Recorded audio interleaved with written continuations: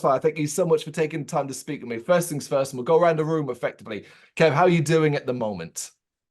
Yeah, not too bad, man. I'm doing good. Getting over a cold like yourself. Had it all last week, but other than that, now I'm grand. Looking forward to the album launch and looking forward to playing Saturday night as well. There it is. Dan, how about you? Fantastic, fantastic. A wee bit stressed because again, yeah, with the album release coming up and the album release show and all been leading up to this kind of week and chatting to yourself and people now, so it's exciting but a wee bit stressful in a good way. And Connor, yourself. Yeah, same as Dan. I'm just a bit stressed now. There's a lot of merchandise that we were expecting to have for Saturday that hasn't materialized yet. So yeah, it'll be cutting it close. Positive thoughts, positive thoughts. We'll Yeah. manifest it. Oh, and always the way. Everything's running smoothly and something small like that. Important, so important as well. Just, adds that little bit of stress that you just don't need in the lead up to an album launch, a show, and all of that, man. Hopefully it works out. Yeah. All right, touch wood. Look, fingers crossed. Well, then on that front, what is the overall band headspace like right now? Because we are, as of the time recording, less than 3 days away from the release of the album, Switch to Reset, December 15th, 2023 via Wormholedeath Records. Are you feeling like still super excited about it? Or are we at that stage now where you just kind of want it out in the world? Yeah, I'd be kind of like that. 4 years ago. Yeah, I just want to get it out there, man. Because it should have been done a long time ago, but now it's finally going to happen. So yeah, I am excited about it as well. I just can't wait for it to be out there and see what people think of it, and It's really exciting, but at the same time, yeah, it's exciting in a way that's kind of like CJ alluded to. It's that there's been a lot of lead up, far too much lead up, because obviously the original plan for us was to release in 2020. We all know what happened there, and that leads us to be here now in the second week of December 2023 for it about to be come out. So it just feel like a big build up. So obviously we want the payoff to be just as good, but yeah, but still the fact that it's out now in only a matter of days and people are going to hear it and hear hopefully the best version of Crossfire. Yeah, definitely exciting. As you said, it's no secret as to what happened in 2020. But I have to ask then, why this far? Why this long into 2023? It's a kind of a long story. So basically, we're lucky that we're releasing this through Wormholedeath, which have been nothing but supportive and great for us to have on board. They originally reached out to us in, I believe, late 2019 with the ideas, yeah, we heard your stuff, you want to record an album, release with us? Happy days. So the original recording dates were May 2020, and we were going to go over to a studio in Italy for 3 weeks. A guy called Jonathan Nazale, who has since mixed and mastered the album, did a fantastic job. Of course, we know what happens. It basically goes into a year and a half longer back and forth of we can come over in November. Oh no, there's another lockdown. We can go over at this time, another lockdown.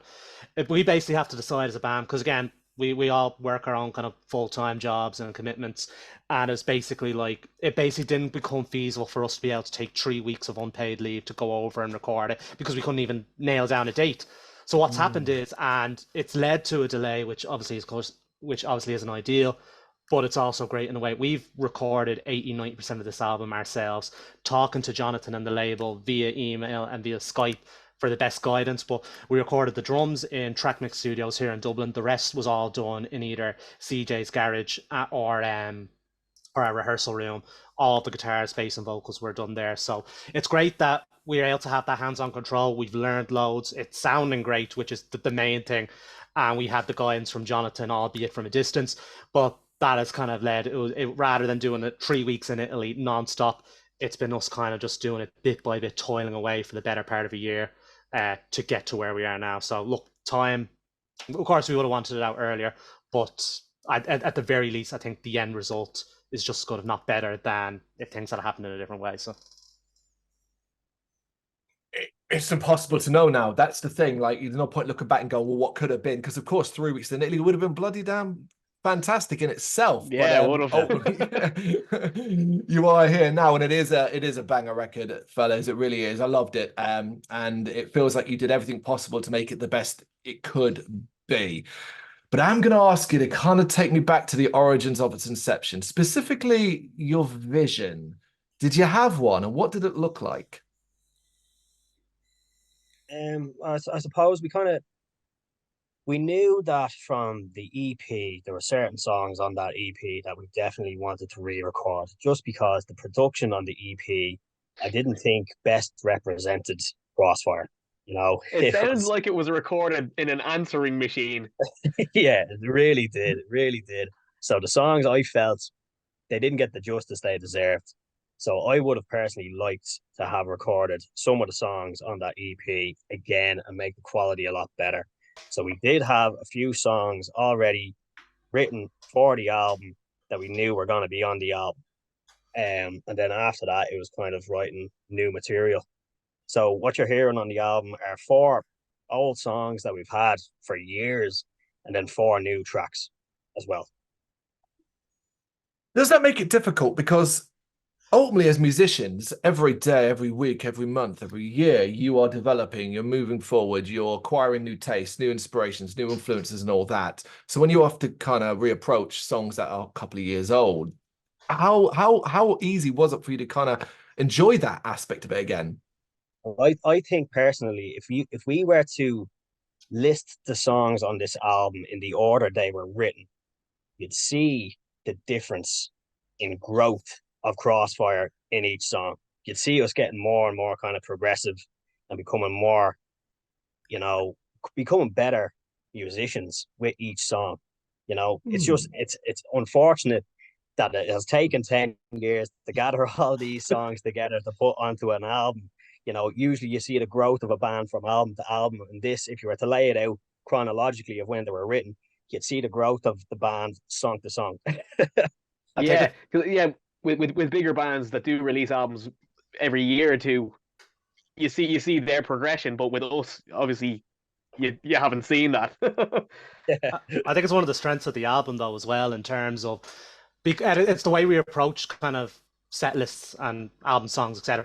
We never want to be kind of monotonous or one sound. The kind of trash that we write, which you can tell from the songs being 6, 7, 8 minutes long. We want it to have layers. We want it to be multifaceted. Call it what you want. And it's but like I think that goes to the songs of the album as well, because they've been written over such a long stretch of time. I still think they all sound very much like us, like Crossfire.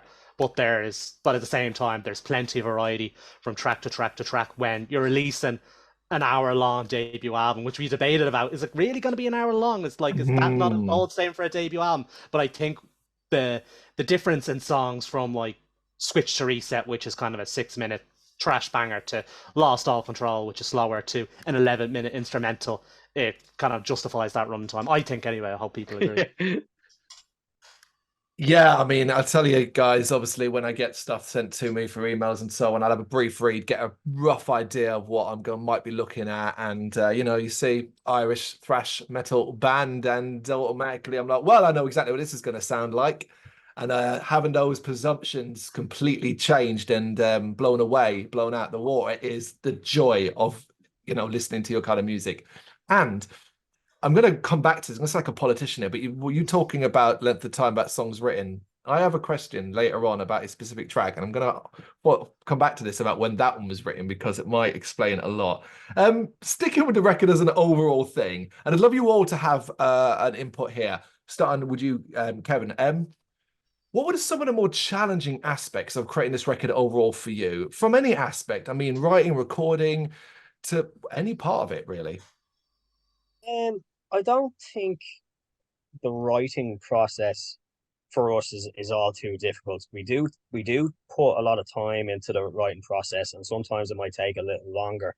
But we quite enjoy writing songs.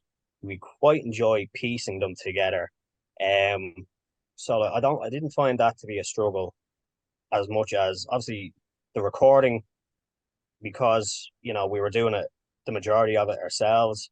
It was a lot of kind of trial and error. It was kind of learn as you go. And we got pretty damn good at it towards the end. But I'd say recording was probably the most difficult part of the album, and writing the songs, not so much. How about you, Dan? Any particular area from the overall album picture? I agree with what Kev said in terms of course, there was challenges with basically recording ourselves for the first time, learning how to use a DAW, mic placement ramps, etc. For me personally, it was because we had the luxury, as in while it did take long, of course, recording all the guitars ourselves. When it came to the drums, it was in a studio. Of course, we had limited studio time, so I was under time pressure, and the first one, as the drummer, is on the clock basically to get all the songs done. And like I'm sure many musicians or any musicians can listen to this can relate. You get a bit of red light syndrome, and you're kind of setting the tone for the album. So, like personally for me, obviously, yeah, recording the drums and having the time constraints was always going to be a challenge. I'm relatively happy with how they turned out to be in the end, but yeah, I think just that, and again, as we talked about to death already, of course, trying to push ourselves in terms of time wise, because again, between the pandemic, factors in our control, factors out of our control, it shouldn't have been 2023 by the time this is out, but so yeah. How about you, Connor? Yeah, I think what the other two lads said, I think the recording process, because we had to do it ourselves, I think that was definitely the most challenging thing, because I don't think, well, I don't know about the other two lads, but I'd never done something like that from the start. Like, we'd always been on the other side of the desk, you know, playing. So we'd never, well, I'd never done anything like that. And we one thing we agreed on at the start of it, before we started recording, we didn't want to use like digital amps. We didn't want to just plug into an audio box and then, you know, add on software. We wanted to use actual amps, because Kev had just invested in a fucking Mesa Boogie Mark V. Like, it was an expensive investment just before the album, and That was my COVID money. yeah. I just bought myself a new amp as well. So we said, you know what, like, we'll find a way to do it. But we were recording in my garage, and I'm in the middle of a fucking housing estate, so you can't have those amps cranked. You know, you're gonna have the police called within fucking minutes. So we had to build a cabinet isolation box, which none of us had ever done before. Knew nothing about it. So it was spent weeks researching and see if, you know, how easy was it to do and what needs to be done. And I think that was a fucking month and a half, something like that, putting that fucking box together. And yeah. And then finally setting it up and trying to figure out, as the lads are saying, figure out the mic placements and stuff like that. Was a whole world that we'd never done before. Or, you know, it was enjoyable now, I have to say, but it took us a bit longer than it would have if we were in a studio, you know. It wasn't without its headaches, that's for sure. Anyway. Yeah. Oh, that's we hilarious. should shout out Jonathan though as well, who ended up, he was supposed to record with us, he ended up mixing and mastering it. And in fairness to him, he was always on hand through email or Skype. If we had any questions about anything like that, he'd tell us exactly what to do and crap. But again, it was just a case of you'd send the email, you'd get it back the next day or day after or something like that. But then it's like, again, we're fitting all of this recording schedule around our own kind of work schedules, etc. as well. So rather than the 3 weeks, you know, sometimes we'd be doing as many as 3 nights a week, you know, a couple of hours at a time, and making good headway with it. But yeah, like in saying that, I know, you know, not being able to go over to Italy was a shame, you know, but like 3 weeks spent in Italy, I feel like maybe we may or may not have gotten everything done that we wanted to get done in the way that we wanted to do it. You know, we would have been under time pressure, because we only had those 3 weeks, but because we had the time to do it at home, we could be very anal over anal. We could be very anal over every single little thing. You know, if, you know, one note was incorrect, right, stop the recording, start again. You know, you had that freedom to be able to do that. You know? Yeah, that's a good point. And we made little changes to the songs as well, with riffs and adding in little bits that we hadn't have thought of until halfway through recording the song. Oh, do you know, it would be really cool, you know, if we did this. So that was an added bonus, all right. Yeah. So no, it had its pros and its cons, definitely. Yeah, you know what? It's fascinating learning all this about the last couple of years for you guys, because listening to it, you can tell a lot of time and effort has gone into perfect this sound, perfect this album, make it everything it could possibly be. But I have to ask you then, considering, you know, when you reflect on the past few years and the work that's gone into make this a reality, you never want to have to go through this again, right? It was a one-off experience, right? You learned a lot and you grew, and it was fun in ways, but let's do it more normally next time. No.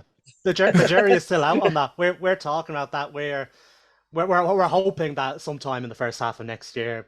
Album number 2 is still, we have great progress made towards writing. It's not done yet, we won't lie to you, but we have a single we definitely want to hopefully record and release in the first half of next year.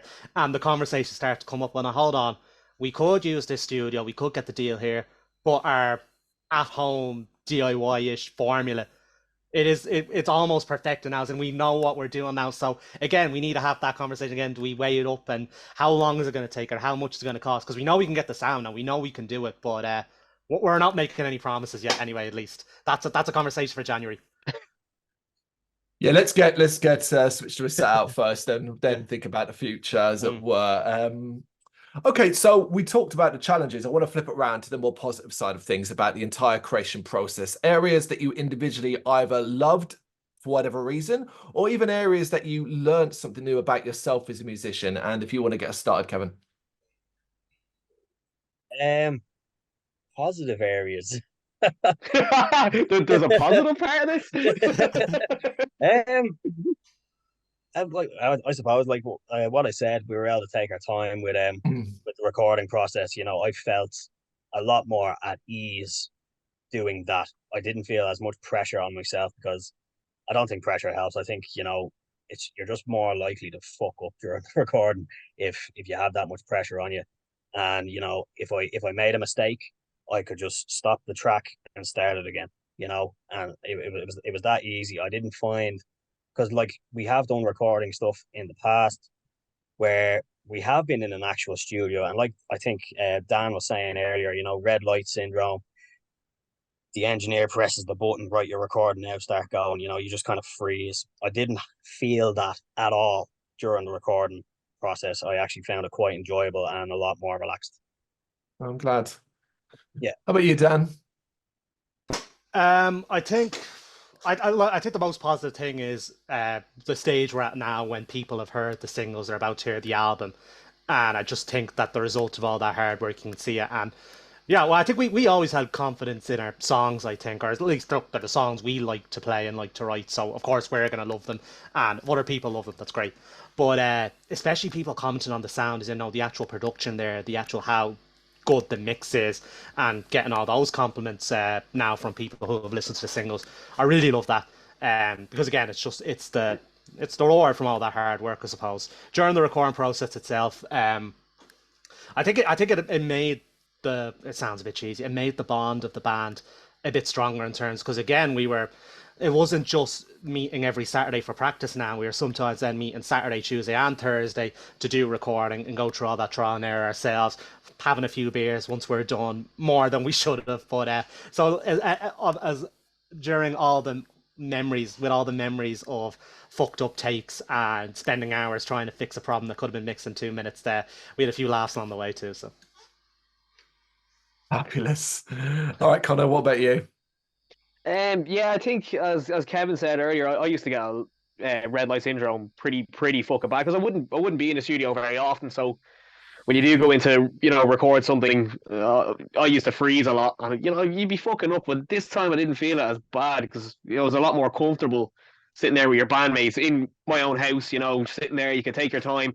It's not like, you know, you go into a studio, you know, every minute that you're in there, you've paid for it, and it's costing you. And I think that kind of sits in the back of your head as well. It's like, the more I fuck this up, the more expensive this is going to be. You know, well, we could be working on something else. So it was a different experience in regards to that. You know, I think it was a nicer experience. Guys, I'm really glad you've got these positive outlooks, these positive memories, these positive experiences to be able to refer to, because considering COVID, considering delays and all of that, you could be at the stage where you're genuinely sick to death of it, and you've moved on so far that you just kind of want it out. So the fact that we've got this level of enthusiasm and positivity come from you is super, super fantastic for me.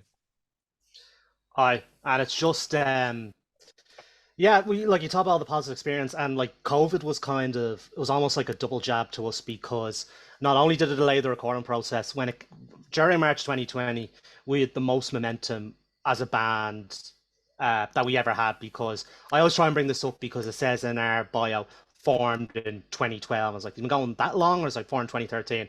And it's like, yeah, well, I explained to people, the first 4 or 5 years of this band, we weren't taking it seriously at all. I was 17, the lads were in their like going into our early 20s. Like, we were going up, showing up to play a few songs and have too many beers, and that was that. And it was only around about 2018-ish when we said, look, if we're going to do this, let's do it seriously. Let's try and get better gigs. Let's show up and play, be professional, etc. And the momentum grew from there, and getting better shows, playing some really good supports. We were in the UK for the first time, February 2020. We're about to record the album. Everything's looking great, and then it happened. So it's been a situation of like trying to build ourselves back up. We were in the rehearsal room there the other day, and I think it was only then where it's like, no, we're finally at that 2020 level of, yeah, we are as tight as can possibly be live. So to be at that stage again, have this out now, and then have opportunities hopefully now in the not too distant future is great. That's fabulous. Okay, guys. Every single track on it is a hefty effort. You know, you kind of mentioned it yourself, but I want to kind of jump in and say, yeah, some hefty effort in each one. There's no shortchanging listeners here, not just in length, but in also what is going on in each particular track. But I want to ask about the mindset behind one particular track. I am talking about Prometheus, the finale, and what is, let's be honest, a Crossfire epic, 11 odd minutes. So I got to bring it back to what was said earlier on. When was this one written? Because this basically feels like it might become quite late. That was the last song written for the album. Oh, sorry, your mic's got a little bit funny there. Sorry, can you hear me? Is it the beard? Is it the beard in the way? Is it? Can you guys hear me? Yeah. Yeah. So Prometheus was the last song written for the album, and again, that was written during COVID. So if we had gone over to Italy, that mightn't have been on the first album. So Prometheus, I don't know, that was kind of something I was fucking around with during COVID. You know, just the kind of the main riffs and the harmony section. Matt was the one that came up with that kind of acoustic intro and outro. And I don't know what my mindset was for it. I can't really remember. I think I was like trying to write Our Orion or something like that. You know, I wanted to write an instrumental, and I think Orion was very much the blueprint for Prometheus. You know, just to kind of give me a guide as how do I actually write an instrumental. So obviously me and the guys couldn't meet up with each other during COVID. So I was kind of forwarding parts of this onto the guys. So when we eventually could meet up, we could just get straight into jamming this Prometheus and see what we could make out of it. Like, I had some parts put together, but not all of it. So once the four of us got back into a room together, we were able to kind of finish it off and piece it together. But I remember, Kev, as well. I can't remember, Carl, exactly what lockdown restrictions were like during the UK. But here it was the mess. I might as well revolve and door in the studio, because it felt like, or at least I'm remembering it, as in you were allowed in the studio for a month or two, then restrictions change and you weren't, and then another month or two, and vice versa. So if I'm not misremembering, it would almost be like the studio would be open for a while, and we'd be working on the song, and we'd have the meat and bones of it, like the verse, chorus, whatever. And then by the time we were back in there, we had another kind of section done, fleshed out the way we wanted to. So that's probably a contributor. Like, you know, we always wanted to write a long instrumental, but I think that's at least what I remember, is in kind of opening and reopening, kind of, and just being able to flesh it out into the mammoth that it's kind of become. Yeah. You must all be incredibly proud of how it turned out, though, right? Yeah, oh, absolutely. It's kind of how I described it. As I said, I was kind of following Orion's blueprint, but I wanted to make it a lot darker, more sinister, a lot more evil sounding. And yeah, I think we done just that. You know, I was fairly happy with it. You know, it was kind of one of them songs though where we were kind of, you know, when is enough enough? You know, when do we make it 11 minutes? Do we go out with the purpose of making it 11 minutes? No, we just kind of we wrote and wrote until we felt it was done, and that was kind of it. You know, so yeah, no, delighted with it. Overall, how are you guys finding the old boring part of being in a band, promoting yourself, pushing yourself out there, trying to get eyes and ears on this album? Is that an area that you can find enjoyment in, and is it an area you think you're good at as well? Um, Enjoyment in parts, yeah. Look, it can definitely be a slog, as in certain areas, as anyone in a band can realize. Because again, you're incredibly proud of this record. You want to get it into as many ears as possible, but there's so many bands out there all doing great things. You're fighting for people's attention essentially on phone screens where there's unlimited content. So that can be difficult, but at the same time, it's been enjoyable that when you do see a good review, or when you do see someone that you didn't know post about and say it's great, that it does kind of make it worthwhile. And we're lucky that we've had the support from the label. We recently signed with Unearthed Music Management as well, who have, in the short time that we've been in them, given us tremendous support as well. So it's great to have that assistance as well. Sometimes it can be fun. Sometimes it can be fun, and when you're just trying to come up with ideas of any way that's going to catch people's attention. But yeah, of course, it's going to be tedious and it's going to be a bit of slog at times. But that's the game, and Yeah, I have to say, Neil is playing an absolute blinder now since we signed with Unearthed. He's really going for it. What about the social media aspect of it, the part of being in a band that everybody has to somehow get involved in? Any enjoyment to be found in that? it is what it is. I don't know, because I don't personally use social media too much apart from doom scrolling. It's like I use it to help promote Crossfire, and it's kind of like, and I have friends, some of them give a shit, more of them probably don't, and that's fine too. But yeah, it's just a case of, look, we're incredibly proud of this record and we want as many people to hear it as possible. So I'm going to post about loads, and I'm going to try and post in the best way and the funniest way to get attention, all of that. And after that, the chips lie where they may. At the end of the day, I know that when it comes to at the end of the year, or by the time like the proper promotion cycle of the album is finished, we'll be able to say that we've done everything that we could and then some to promote what we think is a pretty savage record, and that's all we can do. There it is, right? Nothing else to add there. That is amazing. Okay, let's look a little bit ahead, right? Because obviously the end of the year is coming. You've mentioned that new music will potentially be in the cards. At least you're writing and working and stuff. But what else can we expect from Crossfire in 2024? Do you have any sort of definite plans, perhaps in regards to touring or dates or getting out and about around the countries? Anything going on? I know Neil's planning on bringing us over to the UK. At least, was it 3 or 4 times he said at the absolute minimum in the new year. Apart from that, I don't know, we probably start organising stuff ourselves as well outside of Ireland, because we've been gigging here 10 years. There's not much left for us to do here, you know. We obviously still want to do a bit of promoting for the new album around our own country as well, So hopefully early 2024, we can do a little bit of Irish touring, and then maybe later on in the year some English touring. Yeah, we have a few provisional things lined up in Ireland and very provisional lined up in the UK. We're actually lucky enough in a separate call to be chatting with John McGuigan from Gamma Bomb, who are Savage. I think he said it to you, CJ, once before. It's like kind of it was the saying went something on the lines of, if you want to conquer Ireland, conquer the UK. Is in that's the way to go. You got to get yourself over there. Yeah, if you want to conquer Europe, you've got to conquer the UK first.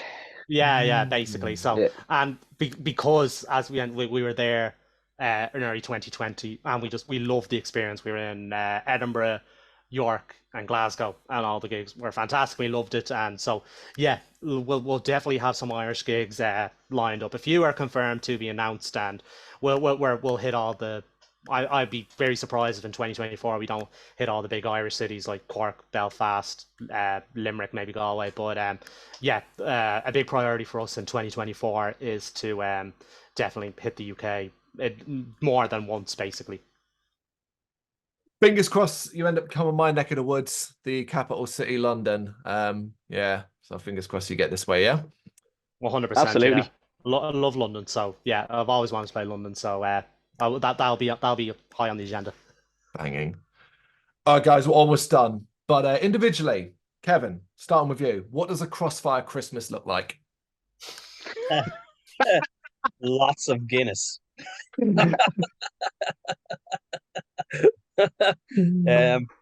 Yeah, just lots of Guinness. Dan, you got your own variation on a Crossfire Christmas. Yeah, it's pretty similar. No, sorry. Sorry, what? Can you hear me? Yep. Yeah, I can hear you now. Sorry about that. Yeah, no, basically, so we have the album launch gig on the 16th. I will be having plenty to drink on the 17th. Now, all the work is done for the year, and I'll probably roll over towards Christmas Day. That's pretty much the plan, yeah. All right, Connor, tell me you don't drink Guinness. No, I actually don't. But my Christmas is probably going to be a gigantic blur spent with most of the time with my head in a toilet bowl. There it is. Every Christmas. Yeah, happy Christmas. As it is There- most fucking years. Listen, I'm off for Christmas over the entire Christmas period for the first time in 5 years. So, spoilers, me and my wife were planning a lot of drinking as well. Well deserved. Well, no, not Guinness, but there you go. Right, guys, before I let you go, just need a couple more minutes of your time. This is Ozzy Osbourne, and in his head are randomized cards of anything and literally anything that we've asked. But as well as that, there's a ton of inclusions from other bands and artists too. I'll be pulling them out at random, and you'll take it in turns to answer them. I'll also be taking your suggestions as well at the end to add to the list. So, start with you, Kevin. And you have got, what is a skill or a talent you wish you had? Carpentry. Okay. Right for the right time of the year. It's the beard. He's trying to become Ginger Jesus. Yeah, bit of a redneck vibe going on. Carpentry, I love it. Okay, Dan, you have got, what is your go-to cocktail? Oh, I'm not a big cocktail guy, but it'd be a Long Island iced tea. And I swear to God, it's not just because it's the one with the most amount of drink in it. I just like the taste. I prefer the sour absolutely ones. the fucking reason. I prefer the sour ones. If I can't pick a Long Island, a mojito on a summer's day or something like that as well. Yeah, that's good. You heard the nickname for Long Island at being drip tray. Oh, because just all the drinks that Oh, yeah. All the everything just spill, goes into the everything glass, in yeah. one. No, I'm pretty sure that where we're CJ will tell you the name of it, but the bar that the venue we're hosting the album launch in on Saturday, they did sell pints and it was literally just a drip tray. They don't it- anymore. I don't know if it was health or lack of demand or Mad Dog. mad dog. That's what it was, yeah. You used to say Jeez. kitchen soap for €9. God. Okay, this is And you used to fucking drink them. All right, Connor, you have got a very on-point question. Boyzone or Westlife? No. Oh, I'm gonna have to go with Westlife because I actually met one of the lads from Westlife years ago, and I had no fucking idea who he was. I was sitting in a nightclub in Sligo, absolutely hammered, and I was leaning against the wall, smoking. There was some lad standing beside me, asked me for a lighter, just stand there, and all of a sudden everyone was taking photos and screaming. I was like, "What the fuck is going on?" Yeah, apparently he was one of the lads from Westlife, and I was just standing there having a fucking chat with him. It's a small island. Did you say you were Connor from Crossfire? Yeah. All right, back to you, Fucking fun. Kevin. Pineapple on pizza, yes or no? Fuck no. Is that No. a unanimous decision amongst the rest of you? Absolutely. Yes. We're sour pricks. You don't want anything sweet on the pizza. All right, Dan, do you believe in ghosts or spirits? Jesus. I don't know. Not the No. alcoholic spirits now. No. I believe there's something, but I don't know about actual ghosts. That's the Fair poker enough. in your gaff. That's what your mic. Yeah, that's right. All right, Connor, what does the word comfort mean to you? Comfort. Mm. A nice warm pub on a winter's day. Fucking hell, there it is. Hell yeah, absolutely. Poetic. That's made me, yeah, absolutely. It's made me hot for that, man. It's cold here in London at the moment, and I don't feel great. Ain't much better here. One more round, guys. Kevin, if you could go back and give your teenage self one piece of advice, what would it be? Oh my God. Don't learn to play guitar.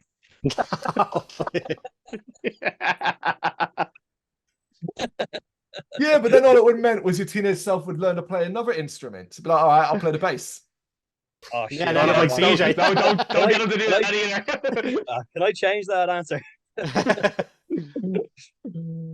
All right, what are we up to? Right, Dan, what is a current trend in the world that you'd happily see die? People on social media, or people in general, thinking they're the main character. You know what I mean? Like, is attention seeking. Like I'm not below it. I use TikTok. I scroll through that all fucking day because I'm a zombie on my phone.